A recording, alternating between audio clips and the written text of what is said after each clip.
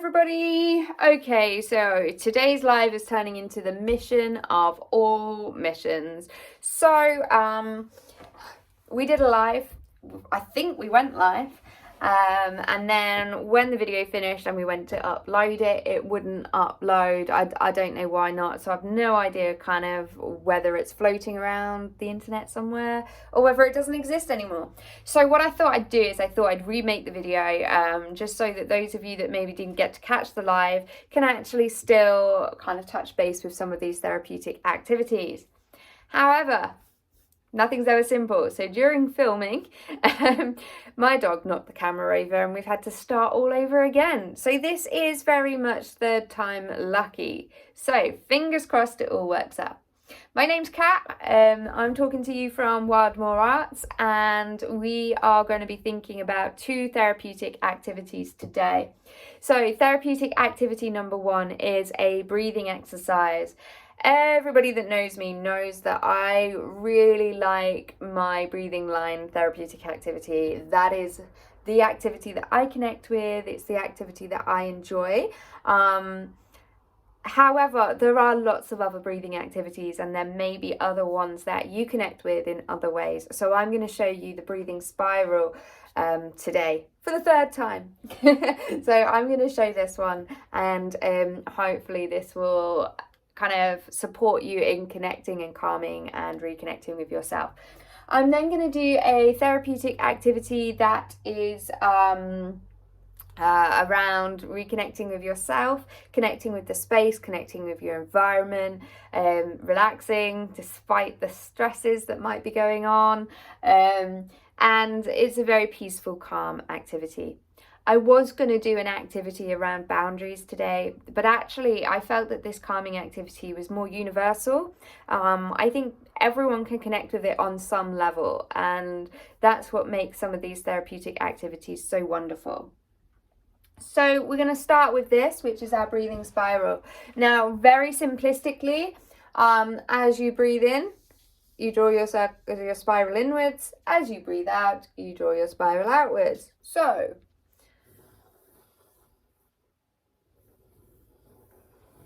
now I'm stressed. I mean, my last half an hour was not as smooth or as easy as it should have been. So my spirals are quite tight at the moment, and they're not very expansive. It is just like, okay. But actually, as I continue to do this, my spirals will likely become bigger, like some of these first ones that I was doing earlier was. So, you know,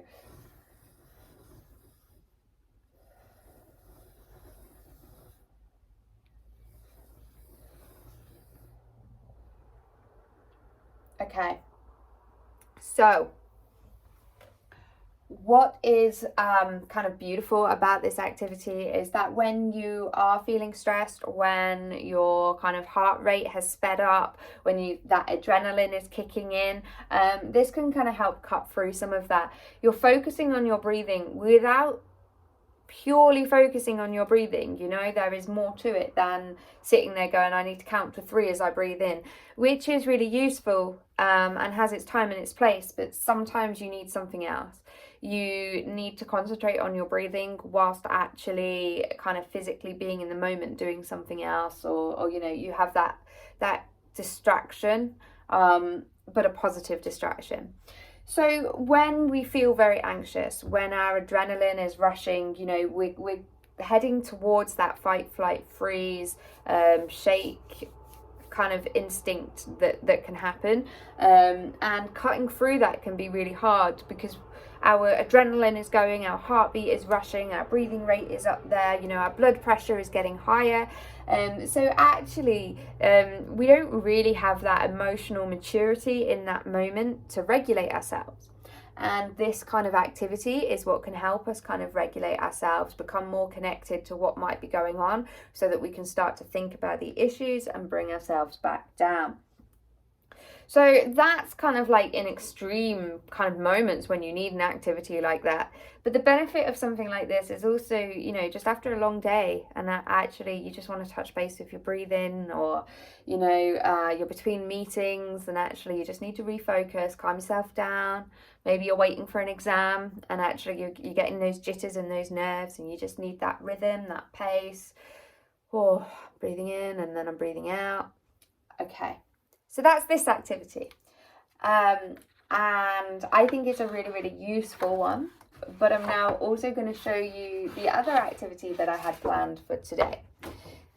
As you can see, this is the probably second, because I'm not sure I got to this on the last edit of the video.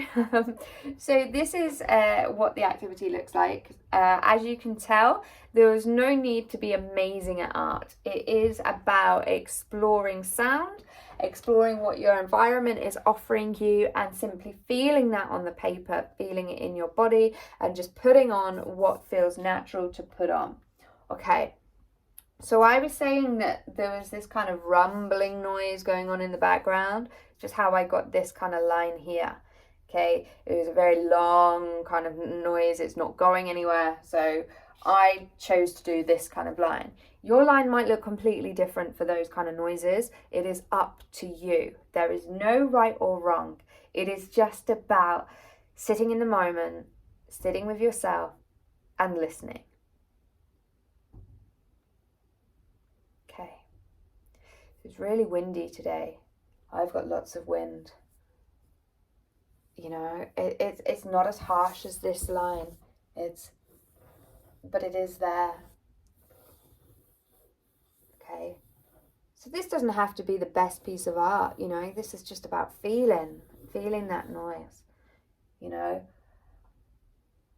It was a car. That was a car.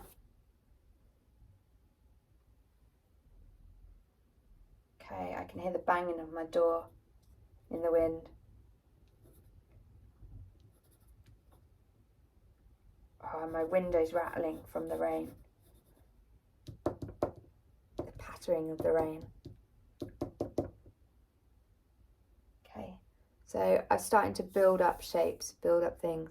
And I'm feeling myself in this space as well, and every time I move, my chair is creaking. So that's what this shape was for here. Is that kind of, you know, eating noise that was kind of going through.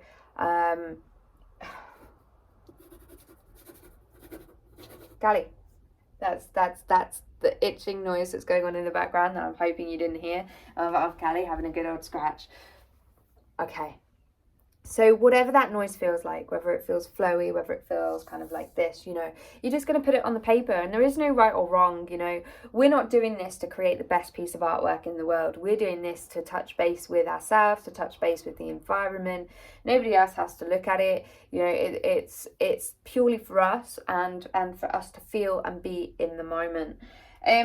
You're welcome to add colour. You know, if you feel like you're a coloured person and you want to add bits of colour, you can. But obviously you can also do this with just a pen or just a piece of graphite.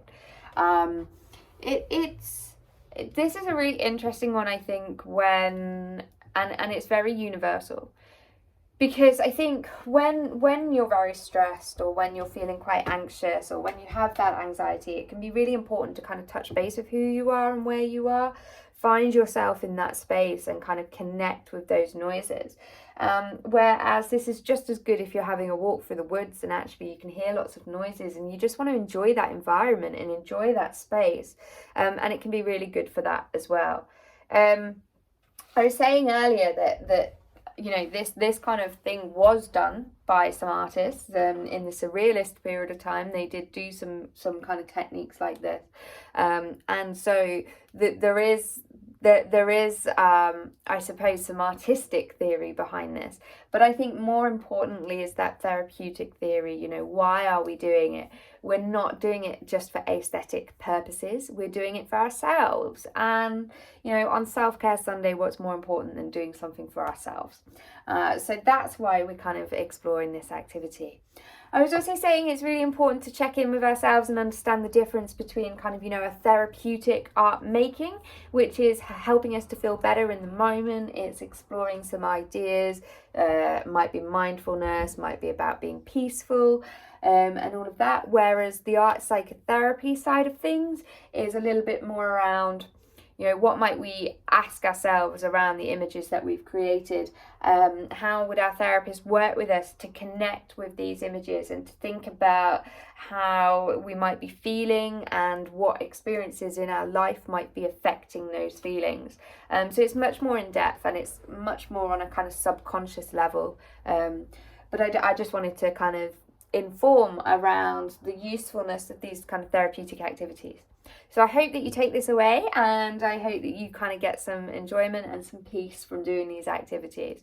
So you can follow us on Facebook or on Instagram, Wildmoor Arts. We're also online on our website, wildmoorarts.co.uk. We do offer psychotherapy sessions. We do offer eco-art psychotherapy sessions as well as parent and child sessions. We also have lots of workshops, lots of things like that. So do just get in touch with us and just ask us if you'd like to have a bit of an informal chat about what we might be able to do and how we might be able to help you. So thank you, everybody. I hope you have a lovely Sunday. Take care and see you soon.